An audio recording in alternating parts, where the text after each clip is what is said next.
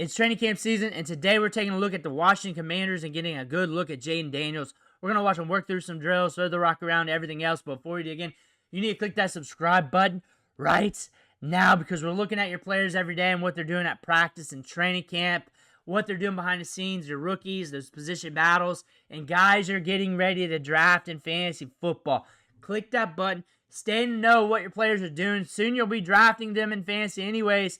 And this is going to tell you if they're getting any run in training camp or not. Click that button. Stop missing out. Jayden Daniels here. About 4.5 minutes of clips. We'll loop this, keep talking ball like we always do. There's a lot to discuss, but I want to watch the clips, talk about the players around them. There's Deebo Samuel right there. More Deebo Samuel.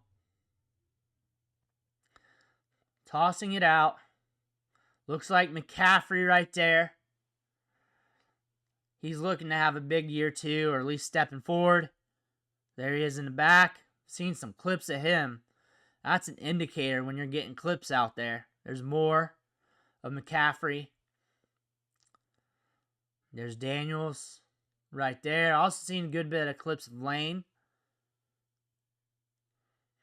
And with Terry McLaurin news, wanting to be traded, do not know if they're going to get a deal done.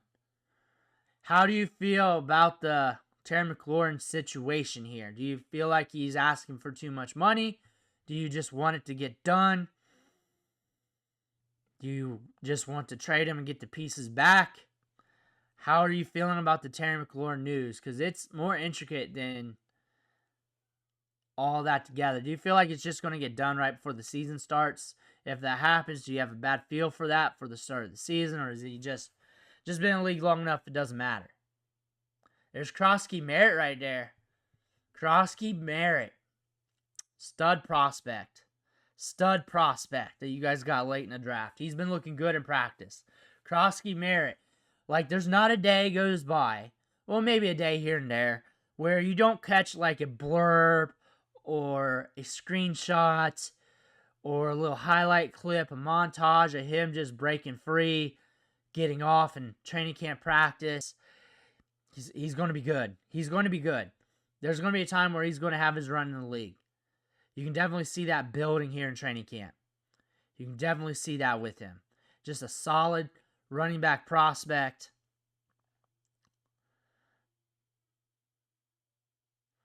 Ben Sinnott, haven't heard much about him. I'm excited to see if he gets more run this year. Ertz is there. Very steady, reliable tight end target.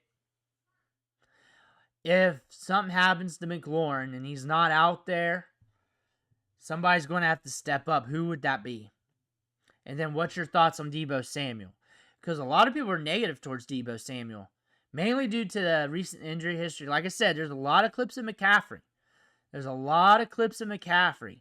I'm not saying anything good, bad, or indifferent. There's a lot of clips of McCaffrey of him getting work.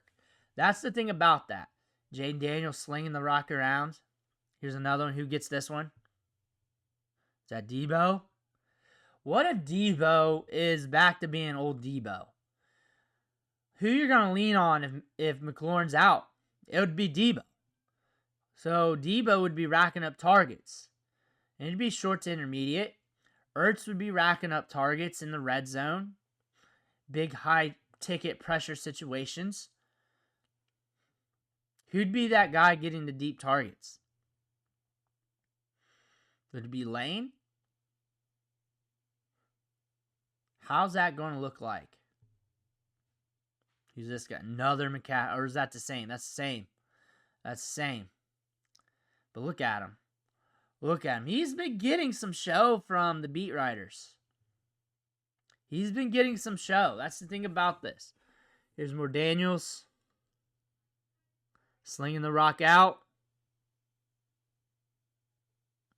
Just getting it. Old Ertz.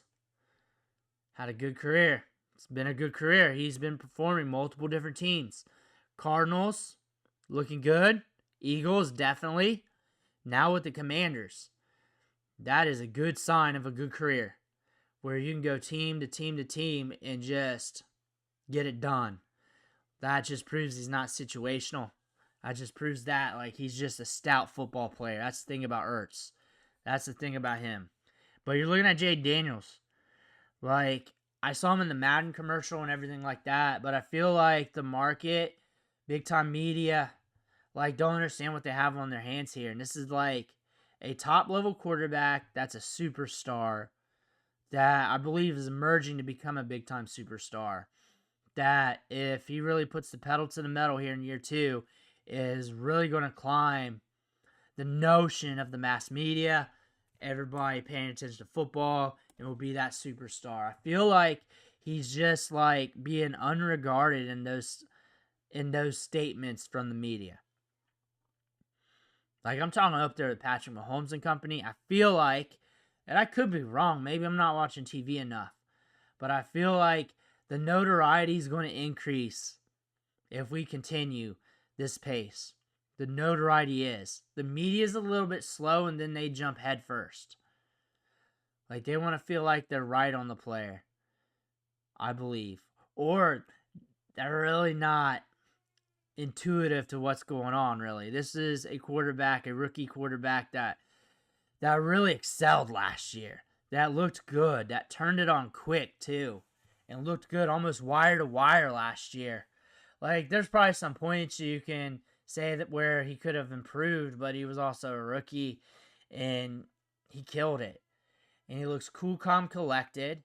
And then if you look at his collegiate career over at Arizona State, he improved every year. He looked good at Arizona State early in his career, too. That's another marker. And then the marker that we also want to look at is him going to LSU, looking good instantly there, and then looking even better and putting the stamp on things, being one of the better quarterbacks in college football that final year at LSU. Getting drafted high, showing that arm. What I liked about him as a prospect is that willingness to push it deep and pushing it deep with accuracy. That's what I liked about him. That's what I liked about him in his prospect profile. Some people talked about the hits he took at LSU. Some people talked about that. You could also bring up like the wide receivers he had back then at LSU. That would have been very fair considering Malik Nabers and Brian Thomas Jr. both drafted in the first round. But you go back to Arizona State. You go back to how quickly he developed at LSU. And you go over all that stuff. There's a lot of indicators there that he was going to be a good prospect for the Washington Commanders. And that's coming true. And it's been true. That's the thing about that. Now, who's going to step up around him? Is Terry McLaurin coming back? But you also need somebody to step up. You need somebody to step up, take that step forward. It's a very competitive league. That's one thing about this. You got Deebo. Can we stay healthy? That's the major question. It looks like we're acclimating very well. I imagine we're easily going to get, because he's going to get carries out of the backfield.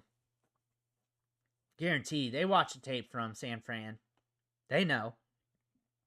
He's probably going to get 5 to 7 targets a game and some carries.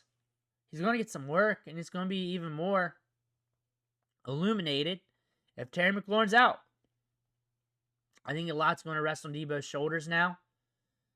I think someone's going to have to step up. Maybe a McCaffrey, maybe a Lane, maybe somebody else that I'm not thinking of since it's early in the morning.